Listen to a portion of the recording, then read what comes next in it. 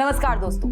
Across the globe बढ़ते temperatures ने सभी वैज्ञानिकों और एक्सपर्ट्स की चिंता बढ़ा दी है, पर इसका सबसे ज्यादा इफेक्ट देखने को मिला है इन दी एशियन सबकॉन्टिनेंट, क्योंकि यहाँ पर टेम्परेचर सबसे तेजी से बढ़ रहे हैं और ये क्लाइमेटिक चेंजेस सिर्फ गर्मी ही नहीं बढ़ा रहे हैं, इसके असर और भी बहुत सारे मौसम के फैक्टर्स में देखने को मिल रहे हैं। इंडिया और फिलीपींस जैसे देशों में मौसम की भारी मार, natural calamities like forest fires, कहीं पर एक्सेसिव बारिश की वजह से बाढ़ 2023 और 2024 की शुरुआती महीनों में ही देख लीजिए आप। इन सभी घटनाओं के कारण है ये El Nino and La Neena.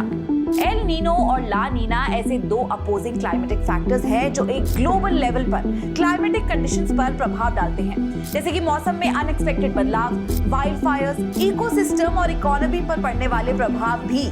उदाहरण के लिए देख लीजिए उत्तराखंड के जंगलों की फैलती हुई आग, भारत में बढ़ती गर्मी के कारण लोगों की मौत हो रही है। इस साल तो गर्मी ने हाई टेम्परेचर्स के सारे रिकॉर्ड्स तोड़ दिए हैं। इंडोनेशिया और ऑस्ट्रेलिया में सूखा और वनाग्नि की घटनाएं सामने आई हैं। पर अब आप सोच रहे होंगे कि ये एल नीनो और ला नीना किसी प्रकार की समुद्री तूफान है, तो इसका जवाब है नहीं। ये दोनों एक प्रकार के क्लाइमेटिक पैटर्न्स हैं जो एक दूसरे से इंटरकनेक्टेड तो है, पर एक दूसरे के एकदम विपरीत यानी कि ऑपोजिट है। एल नीनो और ला नीना क्या है, ये समझने के लिए सबसे पहले हम आपको बता दें कि नॉर्मल कंडीशंस में क्या होता है। पैसिफिक ओशन यानी कि प्रशांत महासागर में ट्रेड विंड्स यानी कि व्यापारिक हवाएं चलती है जो साउथ अमेरिका के ओशन में मौजूद गर्म पानी को करंट्स के द्वारा एशिया की तरफ लेकर जाती है। इस गर्म पानी को रिप्लेस करने के लिए समुद्री तल से ठंडा पानी ऊपर आता है जो कि पौष्टिक तत्वों से भरपूर होता है। इस प्रोसेस को कहा जाता है अपवेलिंग। अपवेलिंग के कारण ये गर्म पानी वेस्ट की तरफ बढ़ता है और ऑस्ट्रेलिया और उसके आसपास के रीजन में अक्यूमुलेट होता है। ये वार्म वाटर जब इवेपोरेट होता है तो बादल बनते हैं और इस तरह से ऑस्ट्रेलिया, इंडोनेशिया और आसपास के इलाकों में अच्छी खासी बारिश होगी। तो ये तो होता है नॉर्मल कंडीशंस में। ला नीना में यही प्रोसेस ज्यादा एक्टिव हो जाता है, मतलब ला नीना के समय ये साउथ ईस्टर्न ट्रेड विंड्स बहुत ही एक्टिव हो जाती है। नतीजा सेंट्रल और ईस्टर्न ट्रॉपिकल पैसिफिक ओशन में समुद्र की सतह का ठंडा होना या एसएसटी कम होना, जिसे हम बिलो एवरेज सी सरफेस टेम्परेचर्स भी कह सकते हैं। ऐसी सिचुएशंस में इंडोनेशिया और आसपास के साउथ एशियन इलाकों में बारिश बढ़ जाती है, जबकि सेंट्रल ट्रॉपिकल पैसिफिक ओशन में बारिश कम हो जाती है। इसके साथ ही इक्वेटर पर चलने वाली नॉर्मल वेस्टर्ली विंड्स और भी तेज हो जाती हैं और इसे कहते हैं ला नीना। अब आपको बता दें कि एल नीनो के दौरान क्या होता है। दरअसल नॉर्मल सर्कमस्टांसेस में normally east to west flow करने वाली सरफेस विंड्स कभी-कभी कमजोर हो जाती है या कुछ केसेस में दूसरी डायरेक्शन यानी कि वेस्ट टू ईस्ट की ओर उड़ना शुरू कर देती है। इन्हें वेस्टर्ली विंड्स भी कहा जाता है। इसके कारण ये वार्म वाटर जब ईस्ट की जगह वेस्ट की तरफ बहते हुए साउथ अमेरिका के वेस्टर्न एज पर इकट्ठा होने लगता है। इसकी वजह से क्या होता है कि सदर्न अमेरिका में तो बारिश होगी, पर ईस्ट की तरफ यानी कि ऑस्ट्रेलिया की तरफ सूखे, वाइल्ड फायर्स और फॉरेस्ट फायर जैसी स्थितियां उत्पन्न होगी, टेम्परेचर्स भी बढ़ेंगे और इसी प्रोसेस को कहते हैं एल नीनो। दोस्तों 1950 से लेकर अभी तक भारत को जिन 13 ड्रॉट्स का सामना करना पड़ा है, उनमें से 10 एल नीनो ईयर्स के दौरान और एक ला नीना में हुआ है। ऐसा इसलिए क्योंकि नॉर्मल सर्कमस्टांसेस में एल नीनो का मतलब भारत के लिए औसत से कम बारिश है। भारतीय कृषि काफी हद तक मॉनसून पर निर्भर है और इसी वजह से मॉनसून के दौरान कम बारिश के कारण आमतौर पर फसल की पैदावार औसत से कम हो जाती है। अगर हम बात करें 2023 जून तक की, तो उस समय भारत में ला नीना इफेक्ट चल रहा था।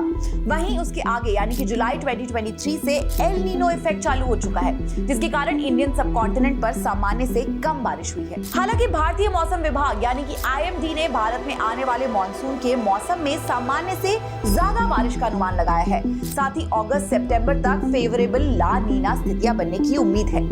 IMD की एक और हालिया बुलेटिन में बताया गया है कि इस साल की शुरुआत से एल नीनो की स्थिति की ताकत कमजोर हो गई है, पर अभी तक जो भारत में ये रिकॉर्ड तोड़ गर्मी और सूखा पड़ रहा था, वो सारे के सारे फैक्टर्स के लिए एल नीनो ही जिम्मेदार है, क्योंकि El Nino south west monsoon rainfall को दबाने यानी कि सप्रेस करने का काम करता है। साथ ही करंट समर सीजन की तरह हाई टेम्परेचर्स और इंटेंस हीट वेव्स को बढ़ाने के लिए जाना जाता है। भारत की तरह इंडोनेशिया, फिलीपींस, मलेशिया और उसकी नेबरिंग कंट्रीज में भी ला नीना ईयर के दौरान अच्छी बारिश होती है। इस साल इंडोनेशिया में बाढ़ भी आ चुकी है। यहाँ पर एक और चीज आपको जाननी जरूरी है दोस्तों, एल नीनो और ला नीना दोनों ही ऐसी क्लाइमेटिक कंडीशंस है जिनके बारे में कुछ भी कंफर्म डेटा नहीं है किसी के पास। ये कब आएंगी, कब जाएंगी, कितनी इंटेंसिटी के साथ आएंगी, ये कोई नहीं बता सकता। ला नीना के कारण मॉनसून तो अच्छा आएगा, पर ये विनाशकारी भी साबित हो सकता है। भारी बारिश के कारण कुछ क्षेत्रों में नदी और शहरी इलाकों में बाढ़, भूस्खलन और बादल फटने की घटनाएं भी हो सकती है। ला नीना ईयर्स के दौरान east and north east Indian reason में नॉर्मल मौसमी बारिश से कम बारिश होती है, इसलिए इस साल वहां के वाटर रिजर्व्स कम हो सकते हैं। ला नीना ईयर्स के दौरान आमतौर पर तूफान की घटनाएं ज्यादा बढ़ जाती है। IMD के डायरेक्टर जनरल मृत्युंजय मोहपात्रा का कहना है कि east and northern India regions में बिजली गिरने के साथ साथ गरज के साथ बारिश भी हो सकती है। जुलाई और अगस्त के बरसात के महीनों के दौरान खेती की गतिविधियों में बढ़ोतरी होने के साथ मौसम की बढ़ी हुई बिजली और गरज जो कोइंसाइड करता है could lead to fatalities over these regions। दोस्तों, ये क्लाइमेटिक कंडीशंस ऐसी है जो आपके हमारे कंट्रोल में तो नहीं है, पर इनका कारण जो सामने आया है वो है हमारे एटमॉस्फेयर और ओशंस में बढ़ती हुई गर्मी। क्लाइमेट चेंज सबसे बड़ा फैक्टर है इन क्लाइमेटिक कंडीशंस को नॉर्मल से एक्सट्रीम बनाने का। है तो ये सारी नेचुरल कंडीशंस, बट इनमें आग में घी का काम कर रहे हैं हमारे द्वारा लाए जा रहे ह्यूमन क्लाइमेटिक चेंजेस। घरों के अंदर ठंडक हो तो एसी तो लगा है, पर उस एसी से निकलने वाली गर्म हवा वो कहाँ जा रही है? सड़कें चौड़ी करने के बहाने या बसायत के नाम पर नेचर के जंगलों को काटकर कंक्रीट रोड्स और कंक्रीट जंगल्स बनाए जा रहे हैं। अगर देखा जाए तो इन दोनों क्लाइमेटिक फैक्टर्स के एक्सट्रीम इफेक्ट्स के लिए कहीं ना कहीं हम भी जिम्मेदार हैं। सोच के देखिएगा। श्रेष्ठ भारत पर खबरों से जुड़े रहने के लिए चैनल को सब्सक्राइब और लाइक करें, बेल आइकन दबाएं और देखते रहें श्रेष्ठ भारत।